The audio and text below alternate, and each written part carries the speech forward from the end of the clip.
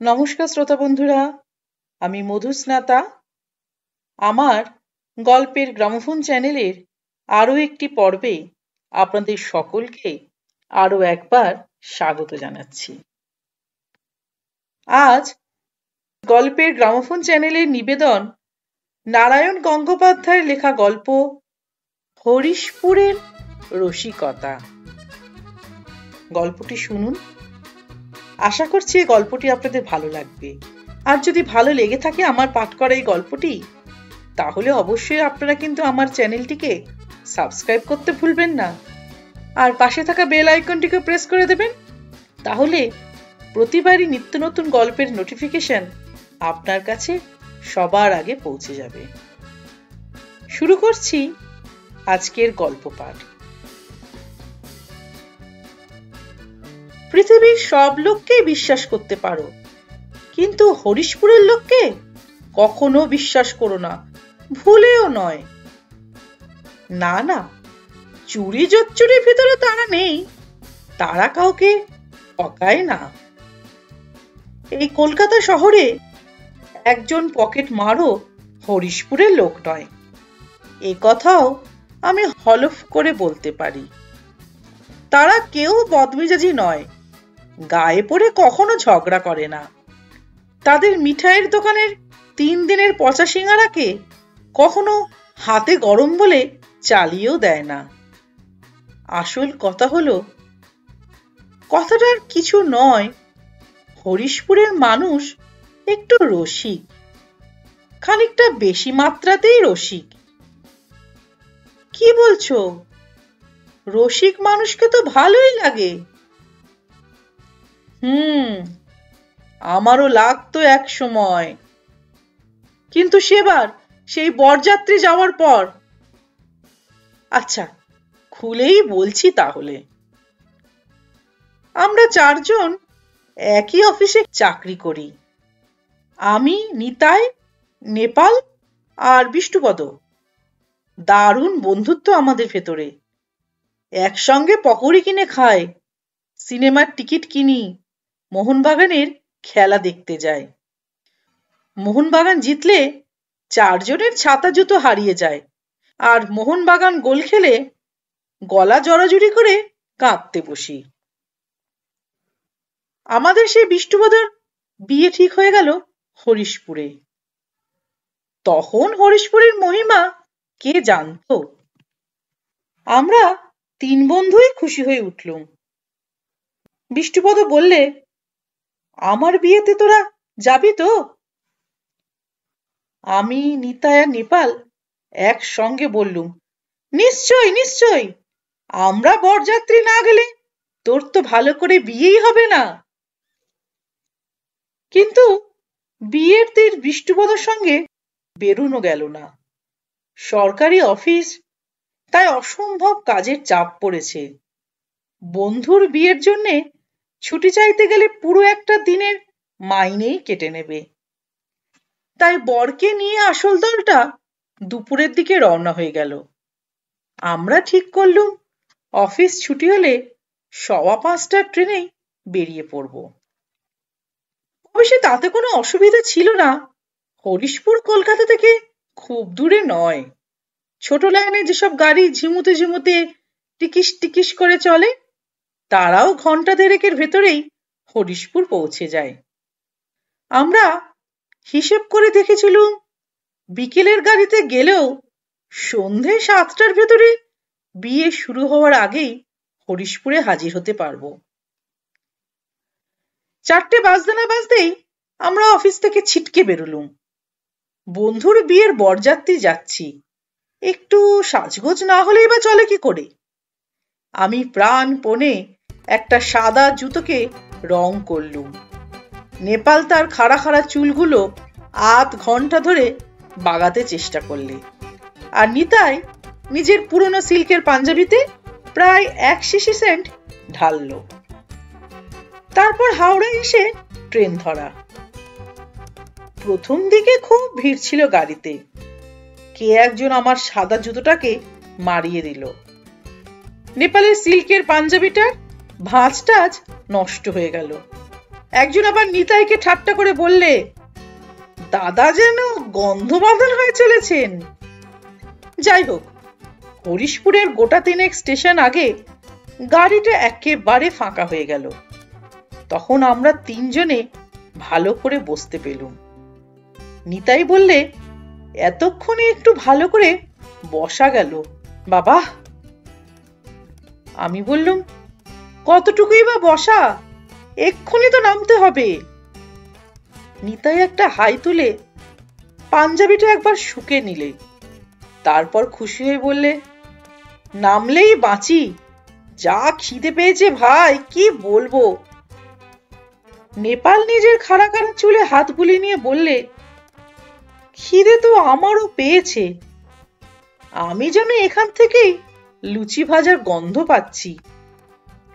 আমি বললাম, আমার নাকে মাংসের কালিয়ার গন্ধ আসছে। নিতাই বেশ ভাবুক হয়ে উঠল, বেশ উদাস উদাস চোখ করে বলল, আর আমি স্পষ্ট দেখতে পাচ্ছি রাশি রাশি চপ ভাজা হচ্ছে, বড় বড় থালায় সাজিয়ে রাখা হচ্ছে ভেটকির ফ্রাই। আমি আর নেপাল বললুম, আহা আহা, আর বলিসনি।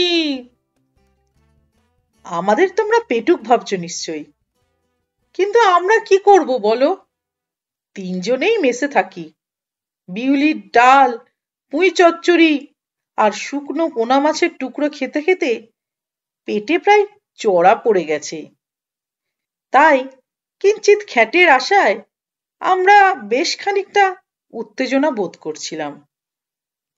ঠিক সেই সময় বুড়ো ভদ্রলোকটি জিজ্ঞেস করলেন, কোথায় যাবেন আপনারা?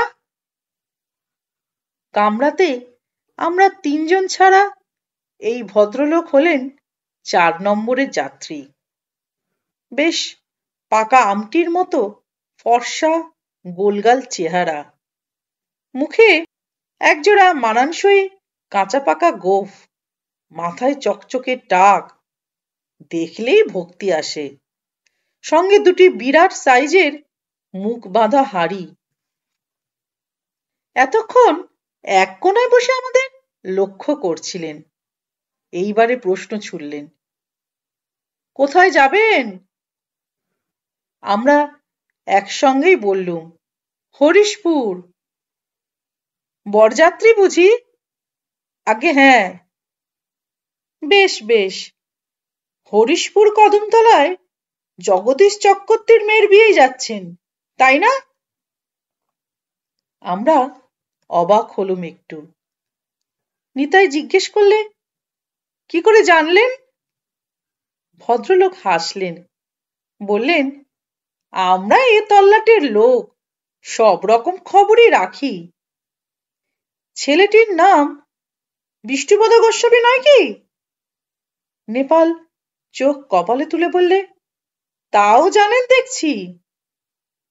ভদ্রলোক ওফ জোড়ায় বেশ একবার তা দিয়ে নিলেন, তারপর তেমনি শান্ত হাসি হেসে বললেন, বললুম যে আমরা পাড়াগাঁয়ের লোক, সব খবরই রাখতে হয়।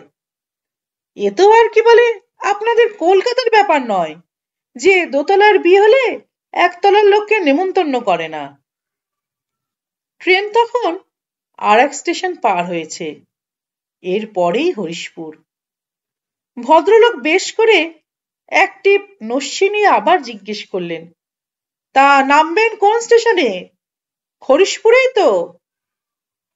আমি বললুম, হরিশপুর কেন, আমরা তো হরিশপুরে যাব। জানি জানি, হরিশপুর কদমতলায়, সে তো হরিশপুর থেকেই কাছে হয়। বলেন কি, হরিশপুরের কদমতলা হরিশপুরে যেতে যাব কেন? হাতে নস্যি ঝাড়তে ঝাড়তে ভদ্রলোক বললেন, এদিকে নতুন লোক কেউ এলে ওই ভুলটাই করে। নামে হরিশপুর কদমতলা হলে কি হয়, হরিশপুর স্টেশন থেকে পাক্কা 2 মাইল হাঁটতে হয়, আর হরিশপুর স্টেশন থেকে 1/2 মাইলও হবে না। মিথ্যে হরিশপুরে নেমে কষ্ট পাবেন কেন? নিতাই আপত্তি করল, কই, আমাদের তো কেউ সে কথা বলে দেয়নি। বললুম তো, বাইরের লোক সবাই ভুল করে। তা ইচ্ছে হলে আপনারা হরিশপুরেই নামতে পারেন, আমার তাতে কি বলবার আছে বলুন। নেপাল বললে, তাহলে বরং হরিশপুরেই নামবো আমরা। যা খিদে পেয়েছে, এখন 2 মাইল হাঁটতে গেলে পেটের নাড়িভুড়ি সব হজম হয়ে যাবে। কিন্তু হরিশপুর আবার কোথায়? বেশি দূরে নয়, হরিশপুরের পরের স্টেশন। ভদ্রলোক হাসলেন, চলুন, আমিও হরিশপুরেই যাচ্ছি, রাস্তাটা দেখিয়ে দেবো আপনাদের। বেশ তো, বেশ তো, আমরা দারুণ খুশি হলুম। ট্রেন হরিশপুরে এলো, 2 মিনিট পরে ছেড়েও গেল। ট্রেন স্টেশন ছেড়ে একটু এগিয়ে যেতেই চোখে পড়ল বাঁদিকে একটা বাড়ির সামনে মস্ত চাঁদোয়া খাটানো, পেট্রোম্যাক্স জ্বলছে, বিস্তর লোক আনাগোনা করছে সেখানে।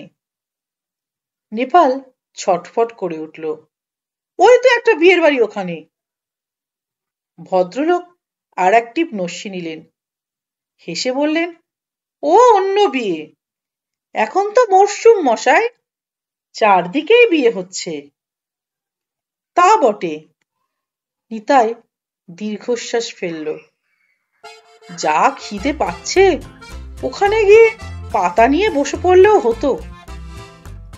ভদ্রলোক বললেন, তা মন্দ নয়, আমিও একবার ভুল করে আর এক বিয়ে বাড়িতে চলে গিয়েছিলুম, সে যা কাণ্ড। বলে বেশ একটা মজার গল্প জুড়ে দিলেন। দেখলুম লোকটি ভারী রসিক। আমরা প্রাণ খুলে হাসছি। এমন সময় ঘটাং ঘটাং করে গাড়ি হরিশপুরে পৌঁছে গেল। হাঁড়ি দুটো তুলে নিয়ে ভদ্রলোক বললেন, নামুন নামুন, গাড়ি এখানে 1 মিনিটের বেশি দাঁড়ায় না। আমরা চটপট নেমে পড়লুম। ছোট্ট স্টেশন, ঘন হয়ে অন্ধকার নেমেছে, ঝিঝি ডাকছে ঝাঁ ঝাঁ করে। দূরে কাছে কয়েকটা মিটমিটে আলো। স্টেশনের পাশেই গোটা 2 দোকান দেখা যাচ্ছে। ভদ্রলোক বললেন, স্টেশন থেকে বেরিয়েই দুটো পিপুল গাছের তলা দিয়ে যে রাস্তাটা বাঁদিকে গেছে তাই ধরে এগোবেন। খানিক দূরে গেলেই একটু জংলা মনে হবে পথটা, তাতে ঘাবড়ে যাবেন না। তারপরে একটা ছোট নালা বাঁশের পুল রয়েছে, সেটা পেরুলেই।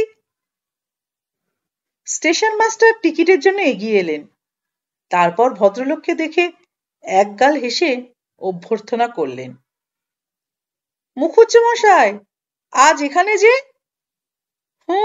একটু কাজে আসতে হলো। শুনুন, এরা 3 জন কলকাতা থেকে আসছেন, হরিশপুরের বদলে ভুলে হরিশপুরের টিকিট কেটেছেন, বাড়তি কিছু দিতে হবে নাকি? ঠিক আছে, ঠিক আছে। রেল স্টেশন মাস্টার আমাদের টিকিট নিয়ে চলে গেলেন। আমরা মুখুজ্জেমশাইয়ের ওপর আরো খানিকটা কৃতজ্ঞ হয়ে উঠলুম। নিতাই জিজ্ঞেস করলে, আপনি কোথায় যাবেন? আমিও যাব ওই দিকটাতেই, তবে একটু দেরি হবে আমার। 10-12 মিনিটের ভেতরেই উল্টো দিকের একটা গাড়ি আসছে, তাতে আমার এক বন্ধুর আসবার কথা। সেও এদিকে নতুন লোক, একেবারে তাকে সঙ্গে নিয়েই যাব। কিন্তু আপনারা আর দেরি করবেন না, এগোন। না, দেরি করা চলবে না, পেটে আগুন জ্বলছে। নেপাল আগে ভাগেই পা বাড়ালো। ভদ্রলোককে ধন্যবাদ আর নমস্কার জানিয়ে আমরা দুজনেই নেপালের পেছনে চলতে শুরু করে দিলুম। ভদ্রলোক ডেকে বললেন, কিছু অসুবিধা হবে না, এগিয়ে যান। আচ্ছা আচ্ছা। পিপুল গাছটার তলা দিয়ে বাঁয়ের রাস্তায় আমরা চলতে শুরু করলুম। দুধারে ছোট বড় কয়েকটা বাড়ি চোখে পড়ল বটে, কিন্তু কোনোটাকেই বিয়ের বাড়ি বলে মনে হলো না। খিদের তাড়ায় হনহন করে আমরা হাঁটতে লাগলাম। মাটির পথ, অন্ধকারে একটু অসুবিধাও হচ্ছিল, কিন্তু ৮ মাইলের তো ঝামেলা, দেখতে দেখতে পেরিয়ে যাব। কিন্তু কোথায় সেই ৮ মাইল? একটু পরেই দুপাশে শুরু হয়ে গেল ঘন জঙ্গল। এত অন্ধকার যে চোখ আর চলতে চায় না। চারপাশে খালি অসংখ্য জোনাকি জ্বলছে, আর মাথার উপর ঘনিয়ে এসেছে নিবিড় কালো মেঘ। আমি একবার পা পিছলে পড়তে পড়তে সামলে নিলুম। নিতাই একটা হোঁচট খেয়ে দাঁড়িয়ে পড়ল। এই ন্যাপলা, ব্যাপারটা কি বলতো? এ কিরকম বিয়ের বাড়ি রাস্তা? নেপাল মোটা মানুষ হলে কি হয়, খাওয়া দাওয়ার ব্যাপারে সে চিরকালই অত্যন্ত উৎসাহিত আর দারুণ রকম তৎপর। নেপাল বলে, দাঁড়াসনি, চল চল, মোটে তো ৮ মাইল যেতে হবে। ৮ মাইল? ৮ মাইল কাকে বলে আমি জানি নে। নিতাই চটে গেল। সে তখন থেকে হাঁটছি, বাড়ি নেই, ঘর নেই, কেবল শাঁ করছে অন্ধকার জঙ্গল, যেন আফ্রিকার বনের ভেতর দিয়ে চলেছি। নিশ্চয়ই রাস্তা ভুল হয়েছে। নেপাল বললে, রাস্তা ভুল হবে কেন? ভদ্রলোক যেভাবে বলে দিয়েছেন সেই ডিরেকশনেই তো চলেছি, আর কোনো রাস্তা তো এদিকে দেখিনি। নিতাই গো গো করে বললে, দূর তোর ডিরেকশন, যা জঙ্গল চারদিকে। বিয়ের বাড়িতে ভোজ খাওয়ার আগে বাঘেই আমাদের ভোজে লাগাবে মনে হচ্ছে। আমি বললাম, পাড়াগাঁয়ের রাস্তা একটু জংলাই হয়, আর একটু এগিয়ে দেখা যাক না। কিন্তু বেশি দূর এগোতে হলো না। হঠাৎ রাস্তাটা শেষ হয়ে গেল।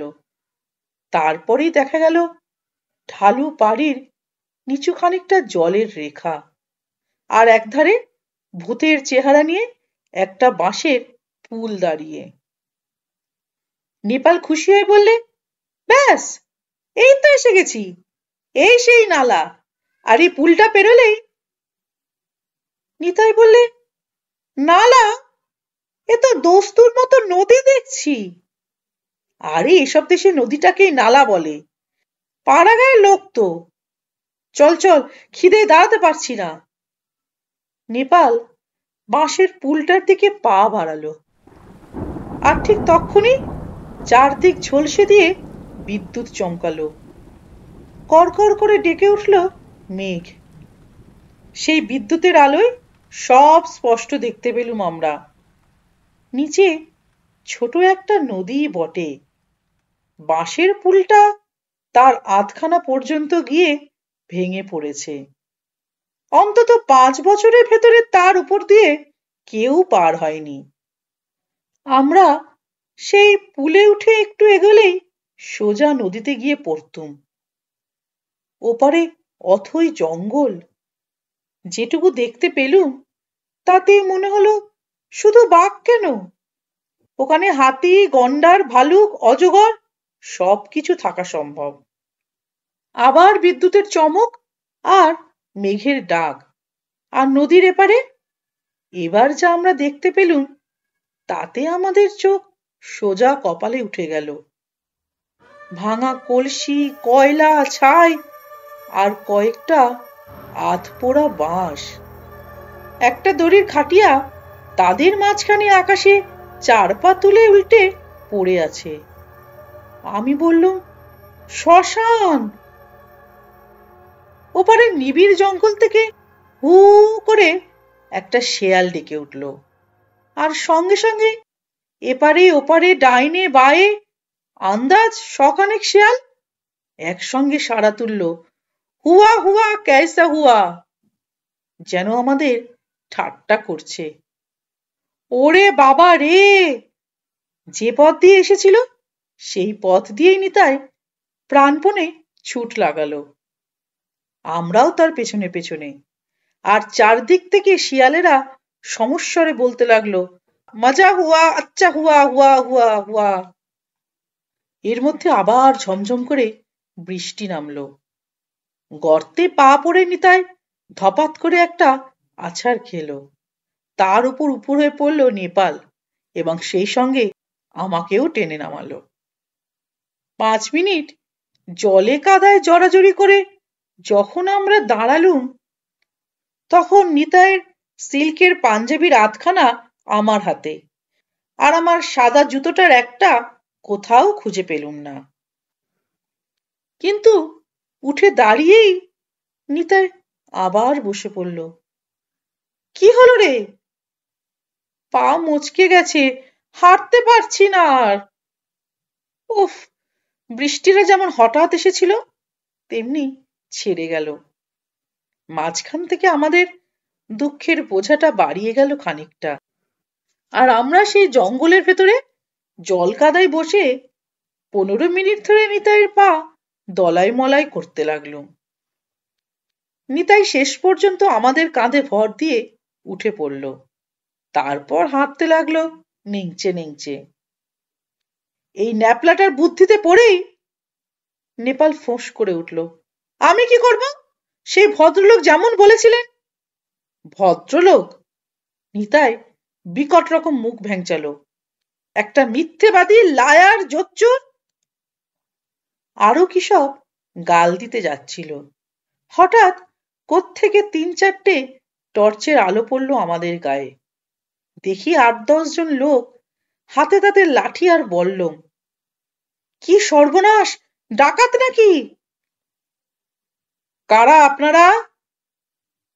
কড়া গলায় কে জানতে চাইল। আমরা আমরা বিদেশি লোক। আমি হাউমাউ করে বললুম, আমরা বরযাত্রী, কলকাতা থেকে আসছি, হরিশপুর কদমতলায় যাব। বরযাত্রী? হরিশপুর কদমতলা? লোকগুলো একসঙ্গে গলা ফাটিয়ে হেসে উঠল। তা বেশ, গল্পটা শুনতে ভালোই। চলুন, আপনাদের অভ্যর্থনা করতেই আমরা এসেছি, বিয়ে বাড়িতেই নিয়ে যাব। তার মানে? অভ্যর্থনাটা ঠিক সুবিধে মতো মনে হলো না। আমরা গ্রামের ডিফেন্স পার্টি। 3 জন বিদেশি লোক এই দুর্যোগের রাতে শ্মশানের জঙ্গলে কেন ঘুরছিলেন তার একটা ভালো কৈফিয়ত দিতে হবে। থানায় চলুন। থানা? নেপাল হাহাকার করে উঠল। বরযাত্রীকে থানায় নেবেন মানে? কারণ থানায় তাদের জায়গা। আর একটাও কথা নয়, চলুন। অগত্যা থানাতেই টেনে নিয়ে গেল। হরিশপুরের দারোগা আমাদের কাহিনী শুনে হেসে অস্থির। আহা, হরিশপুর কদমতলার বরযাত্রী না হলে 5 মাইল উজিয়ে হরিশপুরে কেন আসবে? হরিশপুর স্টেশনের পাশেই কদমতলা। সেসব ফেলে হরিশপুরের শ্মশানে না গেলে বরযাত্রী কিসের? তারপর চোখ কটমট করে বললেন, ছোড়া, বোমা, শীতকাঠি এসব কোথায়? খবরদার, ভদ্রলোককে অপমান করবেন না, আমরা প্রতিবাদ করলুম। ভদ্রলোক? দারোগা নাকটা শিকেই তুললেন। এরকম কজন ভদ্রলোককে 3 মাস আগে চুরির দায়ে আমরা চালান করেছি। তাদের জেল হয়ে গেছে। তোমরাও থাকো আজ হাজতে। কাল সকালে তোমাদের ওস্তাদি আমি দেখে নেব।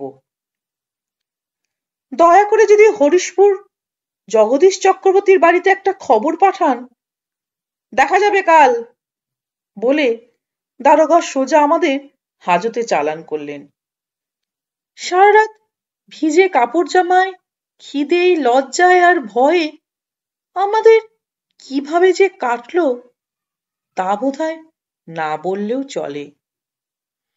নিতাই একটা কুটকুটে কম্বল মুড়ি দিয়ে চুপচাপ পড়ে থাকলো। নেপাল দুহাতে মুখ ঢেকে কুই কুই করে একটানা কেঁদে চলল। আর আমি সারা রাত ধরে অন্তত 1000 খানেক মশা মারলুম। সকালে উঠে 3 জনে জড়াজড়ি করে বসে আছি আর ভাবছি, এরপরে কপালে কি আছে? এমন সময় হাজতের দরজা খুলে দারোগা, বিষ্টুপদ আর সেই ভদ্রলোক, সেই মুখুজ্জ মশাই, সেই গোলগাল লোকটি, পাকা আমের মতো চেহারা, কাঁচা পাকা গোঁফ, যিনি আমাদের হরিশপুর কদমতলার সোজা রাস্তাটি দেখিয়ে দিয়েছিলেন। আমরা তিনজনে একসঙ্গে চেঁচিয়ে উঠলুম, এই যে জোচ্চোর, মিথ্যাবাদী, পাষণ্ড, ভণ্ড! বিষ্টুপদ বললে, আরে কাকে কি বলছিস? উনি যে আমার খুড়শ্বশুর হন সম্পর্কে। সকালে চৌকিদার গিয়ে খবর দিতেই উনিই তো আমাদের সঙ্গে নিয়ে তাড়াতাড়ি চলে এলেন, আর তোদের চেহারার বর্ণনা দিয়ে বললেন, এইরকম তিনজন লোক কাল সন্ধ্যের ট্রেনে বলা বলি করছিল তারা হরিশপুরের বরযাত্রী যাচ্ছে। আর তাতেই তো আজ করলুম, তোরা ভুল করে। আমরা আবার চেঁচিয়ে উঠতে যাচ্ছিলুম। ভদ্রলোক একগাল হাসলেন, একেবারে নির্লিপ্ত অহিংস হাসি। বরযাত্রীদের নিয়ে একটু রসিকতা করেছিলুম মশাই, তারপর উল্টো ট্রেনটায় হরিশপুরে চলে এসেছিলুম। ভেবেছিলুম একটু বাদে আপনারাও এসে যাবেন, কিন্তু এভাবে হাজতবাস করতে হবে সেটা ভাবিনি। এখন দয়া করে হরিশপুরে চলুন, চা, জলখাবার, গরম পোলাও, মাংস সব তৈরি। কিন্তু সে মাংস পোলাওয়ের আকর্ষণে আমরা আর হরিশপুর যাইনি, সোজা কলকাতায় ফিরে এসেছিলুম। আর হরিশপুরে বিয়ে করার জন্যে বিষ্টুপদর সঙ্গে আমাদের চিরকালের মতোই বন্ধু বিচ্ছেদ ঘটে গেছে। ওকেও কি বিশ্বাস আছে আর? সেই কালান্তক শ্বশুর বাড়ি থেকে কোন মারাত্মক রসিকতা আমদানি করে আমাদের একদম ফাঁসিয়ে দেবে, কে জানে। গল্পটি এখানেই শেষ হলো। আশা করি এই গল্পটি আপনাদের ভালো লেগেছে। খুব শিগগিরই আমি হাজির হব এরকমই আরেকটি সুন্দর গল্প নিয়ে গল্পের গ্রামোফোন চ্যানেলের পরবর্তী পর্বে।